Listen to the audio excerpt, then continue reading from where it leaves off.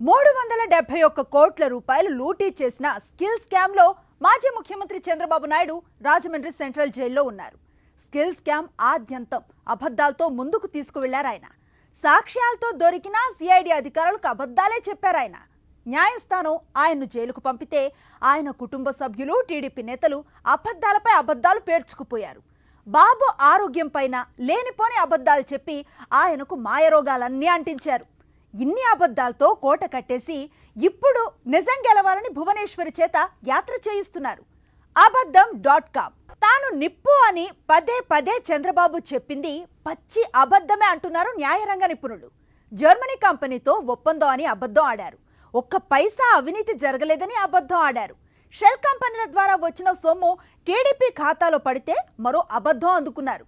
అవినీతి చేశారో లేదో చెప్పకుండా అరెస్టు చేసిన 24 గంటల్లోపు కోర్టు ముందు హాజరుపరచలేదని అబద్ధం ఆడారు. జైల్లో తనకు భద్రత లేదని ఇంకో అబద్ధం ఆడారు. నిరంతరం అనుక్షణం అబద్ధాలతోనే సహవాసం చేస్తూ వస్తున్నారు చంద్రబాబు అండ్ కో. నిజం గెలవాలంటున్నారు నారా భువనేశ్వరి. నిజమే గెలవాలి. అబద్ధం ఎప్పుడూ గెలవకూడనే కూడదు. కాకపోతే దురదృష్టవశాత్తు అబద్ధాలతోనే చంద్రబాబు నాయుడు తన రాజకీయ జీవితమంతా నెట్టుకొచ్చేశారని అంటున్నారు పరిశీలకులు. చంద్రబాబు నాయుడికి నిజానికి అసలు సంబంధమే లేదంటున్నారు ఆయన గురించి బాగా తెలిసిన రాజకీయ నేతలు. 371 కోట్ల రూపాయల ప్రజాధనాన్ని అమాంతం భోంచేసిన అతిపెద్ద అవినీతి ఘట్టంలో చంద్రబాబు నాయుడి పాత్రకు సంబంధించి ప్రాథమిక సాక్ష్యాధారాలు ఉన్నాయని న్యాయస్థానం భావించింది. కాబట్టే చంద్రబాబు నాయుడు రాజమండ్రి సెంట్రల్ జైల్లో ఉండాల్సి వచ్చింది. నిజానికి స్కిల్ స్కామ్ అంతా అబద్ధాలే. సిమన్స్ కంపెనీతో ఒప్పందం కుదిరిందని కేబినెట్ ను నమ్మించారు. అది అబద్ధం. మనం 10% నిధులు పెడితే సిమన్స్ కంపెనీ 90% నిధులను గ్రాంటీన్ ఎయిడ్ గా ఇస్తుందని మంత్రివర్గాన్ని నమ్మించారు. అది అబద్ధం. స్కిల్ డెవలప్మెంట్ కార్పొరేషన్ ద్వారా లక్షలాది మందికి నైపుణ్యాలు నేర్పితే వేలాది మందికి బంగారం లాంటి ఉద్యోగాలు వచ్చాయన్నారు. అది అబద్ధం. సెప్టెంబర్ 9న చంద్రబాబు నాయుడిని సిఐడి పోలీసులు అరెస్టు చేసి ఏసీబీ కోర్టు ముందు హాజరుపరిస్తే తనను 24 గంటలలోపు కోర్టు ముందు హాజరుపరచలేదని ఫిర్యాదు చేశారు. అది అబద్ధం. 48 రోజులకు పైగా జైల్లో ఉండి ఏ కోర్టులోనూ బెయిల్ రాకపోవడంతో మధ్యంతర బెయిల్ కోసం ఆరోగ్యం బాగాలేదని సాకులు చెబుతున్నారు. అది అబద్ధం. చంద్రబాబు నాయుడిని ములాఖతులో కలిసిన ఆయన సతీమణి నారా భువనేశ్వరి నా భర్త జైలుకెళ్లాక 5 కిలోల బరువు తగ్గిపోయారని ఆందోళన వ్యక్తం చేశారు. అది అబద్ధం. ఆయన 1 కిలో బరువు పెరిగారన్నది నిజం. జైల్లో సరఫరా అవుతోన్న నీళ్లు కలుషితంగా ఉన్నాయని భువనేశ్వరి ఆరోపించారు. అది అబద్ధం. తన తండ్రికి స్టెరాయిడ్స్ ఇచ్చి అంతమొందించేందుకు కుట్ర చేస్తున్నారని నారా లోకేష్ ఆరోపించారు. అది అబద్ధం. చైనా నుండి డ్రాగన్ దోమలను దిగుమతి చేసి వాటిని చంద్రబాబు పైకి ఉసిగొల్పి కుట్టిస్తున్నారని ఎల్లో మీడియా ద్వారా ప్రచారం చేయించారు. అది అబద్ధం. తన భర్తకు సరైన భద్రత లేదని, ఆయన ప్రాణాలకు ముప్పు ఉందని భువనేశ్వరి ఆరోపించారు. అది అబద్ధం. అత్యంత పటిష్టమైన భద్రతను చంద్రబాబుకు ఏర్పాటు చేశారన్నది నిజం. ఇప్పుడు తాజాగా చంద్రబాబు నాయుడు కూడా తనను అంతమొందించేందుకు కుట్ర చేస్తున్నారని అంటున్నారు. అది అబద్ధమని జైలు అధికారులు అంటున్నారు. చంద్రబాబుకు జైలును మించిన సురక్షితమైన చోటు మరోటి లేదని వారంటున్నారు. అసలు స్కిల్ డెవలప్మెంట్ కార్పొరేషన్లో 1 రూపాయి కూడా అవినీతి జరగనే లేదని చంద్రబాబు నాయుడు అంటున్నారు. అది అబద్ధం. 371 కోట్ల రూపాయలకు ఎలా రెక్కలు వచ్చాయో, ఎలా షెల్ కంపెనీలు దాటుకుంటూ హవాలా మార్గంలో చంద్రబాబు నాయుడికి అవి చేరాయో ఈడీ అధికారులు మొత్తం రూట్ని కనిపెట్టారు.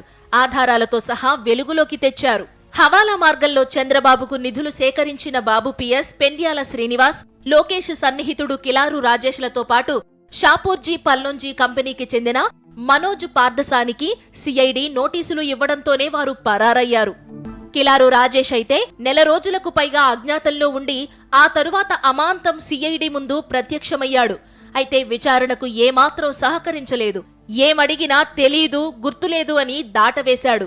2వ రోజు విచారణకు వచ్చేటప్పుడు కొన్ని డాక్యుమెంట్లు తీసుకుని రావాల్సిందిగా సిఐడి అధికారులు ఆదేశించారు. అంతే, తాను విచారణకు రాలేనని, ఆ డాక్యుమెంట్లు తీసుకురావడానికి కొంత సమయం పడుతుందని, దసరా తర్వాత తిరిగి విచారణకు హాజరవుతానని చెప్పి రాజేష్ మాయమయ్యాడు.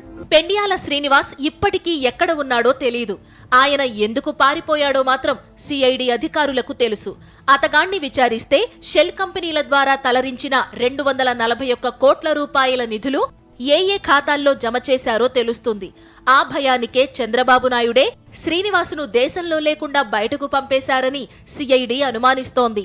స్కిల్ స్కామ్ ఒక్కటే కాదు, చంద్రబాబు నాయుడి అపకీర్తి కిరీటంలో ఎన్నో అవినీతి రాళ్లు పొదిగి ఉన్నాయి.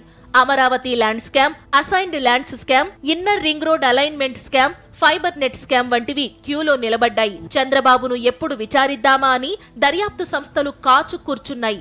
వీటిలోనే కొన్నింటికి పీటీ వారెంట్లు జారీ చేసింది అందుకే.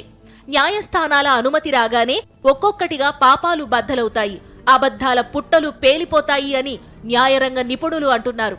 అన్ని కేసుల్లోనూ స్కిల్ స్కామ్ తరహాలోనే అబద్ధాలపై అబద్ధాలు పేర్చుకుంటూ పోయి పెద్ద కోట కట్టేశారు.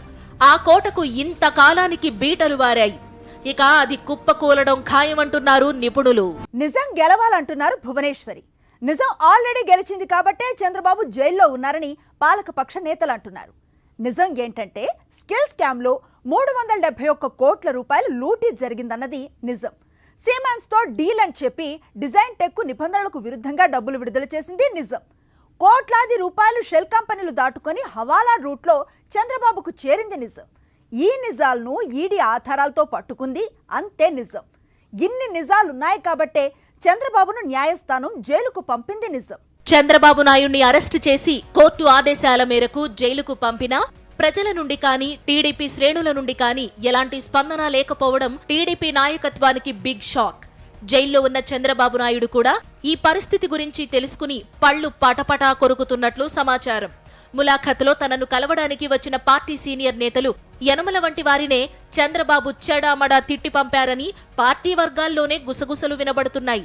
48 రోజులు దాటినా బెయిల్ రాకపోవడంతో ఒక పక్క లోకేష్ బీజేపీ అగ్రనేతలను కలిసేందుకు విఫల యత్నాలు చేస్తూ మరోపక్క తండ్రి తరపు న్యాయవాదులకు ఏ రోజుకారోజు ఇవ్వాల్సిన కోట్లాది రూపాయల ఫీజును వారికి అందిస్తూ వారిని మానిటర్ చేసే పనిలో బిజీగా ఉన్నారు.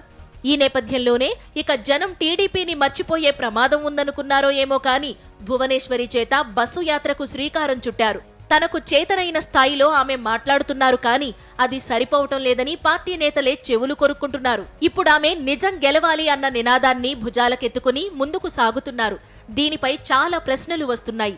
నిజం గెలవాలి కార్యక్రమంలో టీడీపీ నాయకురాలు నన్నపనేని రాజకుమారి వింత ప్రశ్న వేశారు. మా తాత ఎక్కడా అని దేవాన్ష్ అడగలేదా అన్నారు. దానికి భువనేశ్వరి బదులిస్తూ దేవాన్ష్కి జైలుకెళ్లినట్లు చెప్పలేదు, విదేశాలకు వెళ్లారని చెప్పామన్నారు. అంటే ఓ అబద్ధంతో దేవాన్ష్ను మెప్పించారు. ఇక నిజం ఎలా గెలుస్తుందని సోషల్ మీడియాలో వైరల్ అవుతోంది.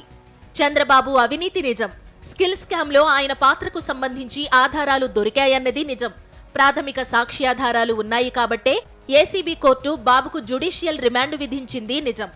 బెయిల్ కోసం చంద్రబాబు తరపు న్యాయవాదులు చేసిన వాదనల్లో పసలేదు కాబట్టే ఇంతవరకు బెయిల్ రాలేదన్నది నిజం. అయినా భువనేశ్వరి నిజం గెలవాలి అనే కంటే అబద్ధం గెలవాలి అని నినదిస్తే సమంజసంగా ఉంటుందని పాలకపక్ష నేతలు అంటున్నారు. నిజం గెలిచింది కాబట్టే చంద్రబాబు నాయుడు గారు రాజమండ్రి సెంట్రల్ జైల్లో ఉన్నాడు. నిజం ఓడిపోతే ఇంతకుముందు ఓడిపోతూ వచ్చింది, తిరుగుతూ ఉన్నాడు. ఇవాళ నిజాలు గెలిచేటటువంటి పరిస్థితి వచ్చింది, అందువల్లే చంద్రబాబు జైల్లో ఉన్నాడు. మీరు నిజాలు గెలవాలి గెలవాలి గెలవాలి అని ఉద్యమం చేస్తే మరింతగా చంద్రబాబు నాయుడు గారు ఉచ్చులో ఇరుక్కుంటాడు తప్ప బయటకు వచ్చే ప్రశ్నే ఉండదని మనం చేస్తున్నాం.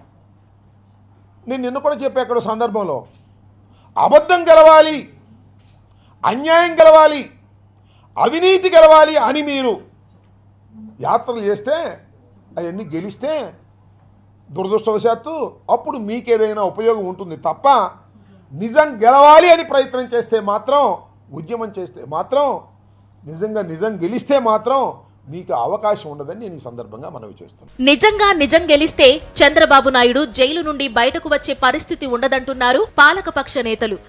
ఆ విషయం చంద్రబాబు నాయుడికి కూడా తెలుసు కాబట్టే రకరకాల డ్రామాలకు తెరతీస్తున్నారని వారు ఆరోపిస్తున్నారు. చంద్రబాబు నాయుడు ఆధారాలతో సహా దొరికిపోయారని తెలుసు కాబట్టే టీడీపీ సీనియర్ నేతలు కూడా కాడి వదిలేసి అప్పుడప్పుడు 1-6 నిరసన కార్యక్రమాల్లో ఫోటోలు దిగి మామా అనిపించుకుంటున్నారని టీడీపీ వర్గాల్లోనే విమర్శలు ఉన్నాయి. అచ్చెన్నాయుడే ఓ సందర్భంలో మన నేతను అరెస్టు చేస్తే ఇంతకన్నా పెద్ద సందర్భం ఇంకేముంటుంది, ఇప్పుడు కూడా మనం స్పందించకపోతే ఎలా అని బాహాటంగానే సీరియస్ అయిన వైనం సంచలనం సృష్టించింది. నిజం గెలవడానికి అసలు చంద్రబాబు నాయుడు నిజం ఎప్పుడు చెప్పారో చెప్పాలంటూ మంత్రి అంబటి రాంబాబు నారా భువనేశ్వరిని ప్రశ్నిస్తున్నారు. అసలు చంద్రబాబు నాయుడు గారు ఇప్పుడు నిజం చెప్పాడు తల్లి, నాకు తెలియక అడుగుతాను బోనమ్మ. ఇప్పుడు నిజం చెప్పాడు చంద్రబాబు నాయుడు గారు. కాంగ్రెస్లో ఉన్నప్పుడు నిజం చెప్పాడా? తెలుగుదేశంలోకి వచ్చినప్పుడు నిజం చెప్పాడా? ఎన్టీ రామారావు గారిని వెన్నుపోటు పొడిచినప్పుడు నిజం చెప్పాడా? ఎన్టీ రామారావు గారు చనిపోయిన తర్వాత నిజం చెప్పాడా? ఎప్పుడు నిజం చెప్పాడు? తెలంగాణలో ఓటుకు నోట్లు కట్టలిచ్చి కొన్నప్పుడు నిజం చెప్పాడా? లేదు అమరావతిలో నిజం చెప్పాడా? ఎప్పుడు నిజం చెప్పాడని గెలుస్తుంది చెప్పండి, నాకు అర్థం కాలేదు. ఇవాళ అన్ని సాక్ష్యాధారాలతో దొరికిపోయి రాజమండ్రి సెంట్రల్ జైల్లో ఉండి ఏ కోర్టు కూడా రిలీఫ్ ఇవ్వనటువంటి దశలో మీరు ఫ్రస్ట్రేషన్లో ఉండి నిజాన్ని తొక్కిపెట్టారు. మీ అధికారంతో మీ ధనబలంతో తొక్కిపెట్టారు. ఇవాళ నిజం గెలుస్తుంది. నిజం గెలిచే సమయానికి మీరు ప్రజల్లో మళ్ళా నిజం గెలవాలనేటువంటి ఒక ముసుగు కప్పుకొని మీ చేత అబద్ధాలు చెప్పించే కార్యక్రమం అంతా చేయించుతున్నారు. భువనేశ్వరి యాత్రకు ఏమాత్రం స్పందన లేకపోవడం పార్టీ శ్రేణుల్లో నైరాస్యాన్ని నింపుతోంటే నాయకత్వానికి ఏం చెయ్యాలో పాలుపోవడం లేదు. నిజం మాట దేవుడెరుగు. అసలు పార్టీ పరిస్థితేంటని నేతలు తలలు పట్టుకుంటున్నారు. నిజం గెలవాలని నినదిస్తున్న నారా భువనేశ్వరి తన భర్త అమాయకుడని వాదించటం అబద్ధం కాదా అంటున్నారు రాజకీయ విశ్లేషకులు. ఎన్టీఆర్ నుంచి అధికారాన్ని అక్రమంగా గుంజుకున్న రోజున తండ్రి తరపున నిజం గెలవాలని భువనేశ్వరి ఎందుకు అడగలేదని వారు నిలదీస్తున్నారు. ఎన్టీఆర్కు వెన్నుపోటు పొడిచిన సమయంలోనే చంద్రబాబు ఎన్టీఆర్ కుటుంబ సభ్యులకు అబద్ధాలు చెప్పి తన పని కానిచ్చుకున్నారని వారంటున్నారు. జీవిత కాలం పాటు అబద్ధాలతో సహవాసం చేసి ఇప్పుడు మేం నిజం పార్టీలో చేరిపోయామంటే ఎవరు నమ్ముతారని వారు ప్రశ్నిస్తున్నారు. నిజం గెలవాలి పేరుతో నారా భువనేశ్వరి యాత్ర చేయడం హాస్యాస్పదంగా ఉందంటున్నారు విశ్లేషకులు. నిజంగానే నిజం గెలవాలని ఉంటే చంద్రబాబు నాయుడిపై ఆధారాలతో సహా కేసు నమోదు చేసి జైలుకు పంపిస్తే ఆ కేసును స్క్వాష్ చేయాలని ఎందుకు పిటిషన్ వేశారో చెప్పాలంటున్నారు సాక్షి దినపత్రిక డిప్యూటీ ఎడిటర్ కంచర్ల యాదగిరిరెడ్డి. భువనేశ్వరి గారు నిజం గెలవాలని మీరు అనుకుంటే సుప్రీంకోర్టుకి వెళ్ళి స్కిల్ డెవలప్మెంట్స్ కేసును స్క్వాష్ చేయమని ఎందుకు అడిగారు?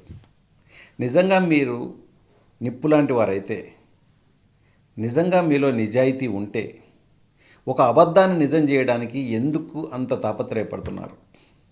అది నిజమని మీరు భావిస్తే స్కిల్ డెవలప్మెంట్ స్కామ్లో 376 కోట్ల రూపాయల కుంభకోణం జరిగిందని సిఐడి కేసు నమోదు చేస్తే అందులో ఏవోనుగా చంద్రబాబు నాయుడు గారు ఉంటే, నిజంగా మీరు అది అబద్ధము అని భావిస్తే, మీరు కానీ మీ కుమారుడు కానీ మీ పార్టీ కానీ మీరు అది అబద్ధం అని భావిస్తే సుప్రీంకోర్టుకి వెళ్ళి స్క్వాష్ పిటిషన్ వేయాల్సిన అవసరం ఏమిటి? అంటే దాంట్లో నిజం ఉంది, భవిష్యత్తులో ఇబ్బంది ఎదురవుతుందనే కదా మీరు సుప్రీంకోర్టుకి వెళ్ళింది. జైలుకెళ్లి 7 వారాలు దాటినా బెయిల్ రాకపోవడంతో చంద్రబాబు నాయుడితో పాటు కుటుంబ సభ్యుల్లో కంగారు మొదలైంది. ఆధారాలతో సహా దొరికేమన్న ఆందోళనతో బహుశా ఇప్పుడిప్పుడే బెయిల్ రాదేమోనన్న భయం కూడా వారిలో కలిగి ఉండొచ్చంటున్నారు. ఈ కారణంగానే జైలు నుండి ఏదో ఒక అబద్ధాన్ని అడ్డుపెట్టుకుని బయటకు రావడానికి విశ్వ ప్రయత్నాలు చేస్తున్నారు. ఆరోగ్యం బాగాలేదంటున్నారు. తాజాగా చంద్రబాబు నాయుడు అయితే తనను జైల్లో అంతమొందించే కుట్ర జరుగుతోందన్నారు. గతంలోనూ తనపై వైఎస్ఆర్ కాంగ్రెస్ ఇదే కుట్ర పన్నుతూ వచ్చిందన్నారు. అదే నిజమైతే న్యాయస్థానాల్లో చంద్రబాబు తరపు న్యాయవాదులు ఈ విషయాన్ని ఎందుకు ప్రస్తావించలేదో చెప్పాలంటున్నారు సీనియర్ జర్నలిస్ట్ కేబీజీ తిలక్. నక్సలైట్లు తనను చంపడానికి కుట్ర చేస్తున్నారని తూర్పుగోదావరి జిల్లా ఎస్పీకి ఒక లేఖ అందిందని, ఆ లేఖ ఎవరు రాశారో తెలియదు. ఆ ఆకాశరామన్న ఎవరో తెలియదు. ఆ ఆకాశరామన్న ఏ పార్టీ వాడో తెలియదు. దాని గురించి కూడా ప్రస్తావిస్తూ రాశారు. అలాగే విజయనగరం జిల్లా ఎస్కోటకు చెందిన ఒక వ్యక్తి నేరస్తుడిగా జైల్లో ఉన్నాడు. అతను రిమాండ్ ఖైదీగా ఉన్నాడు. అతను పెన్ కెమెరాతో తన ఫోటోలు తీశాడని చెప్పేసి ఒక ఆరోపణ. ఇవన్నీ అధికార పార్టీ చేస్తోందని, గతంలో అరెస్టు కాకముందు కూడా అధికార పార్టీ తనను అంతం చేయడానికి ప్రయత్నాలు చేసిందని చెప్పి కొన్ని ఉదాహరణలు కూడా ఇచ్చారు. ఇవన్నీ జరిగినప్పుడు జైల్లో ఇన్ని ఆరోపణలు చేశారు, స్టెరాయిడ్స్ దగ్గర నుంచి అన్ని రకాల ఆరోపణలు చేశారు. ఎందుకు డీజీపీ గారికి లేఖ రాయలేదు? ఎందుకు ఫిర్యాదు చేయలేదు? జైలు సూపరింటెండెంట్కి ఫిర్యాదు ఎందుకు చేయలేదు? ఇవన్నీ కోర్టులో ఎందుకు చెప్పలేదు మీ తరఫున వాదించే లాయర్లు? నిజం గెలవాలంటోన్న నారా భువనేశ్వరి కొద్ది రోజులుగా ఎన్నో అబద్ధాలు చెబుతూ చంద్రబాబుకు నిజమైన జోడి అనిపించుకున్నారని యాదగిరి రెడ్డి అంటున్నారు. ఒక నిజాన్ని అబద్ధం చేసేందుకు వందలాది అబద్ధాలతో కాలక్షేపం చేస్తోన్న భువనేశ్వరి నిజం గెలవాలనడం మిలీనియం జోకే అవుతుందంటున్నారు ఆయన. మీరు ఎన్ని అబద్ధాలు చెప్పారు ఈ మధ్యకాలంలో? చంద్రబాబు నాయుడు గారిని రాజమండ్రి జైల్లో అక్కడేదో దోమలతోని ఆయన మీద ఏదో ప్రయోగం చేస్తున్నారని, ఆయన బరువు తగ్గిపోయారని, ఆయన చర్మం మీద పెద్ద పెద్ద దద్దుర్లు వచ్చాయని, ఆయనకు అక్కడ మంచినీళ్ళు అందడం లేదని ఎన్ని రకాల అబద్ధాలు ప్రచారం చేశారు మీరు.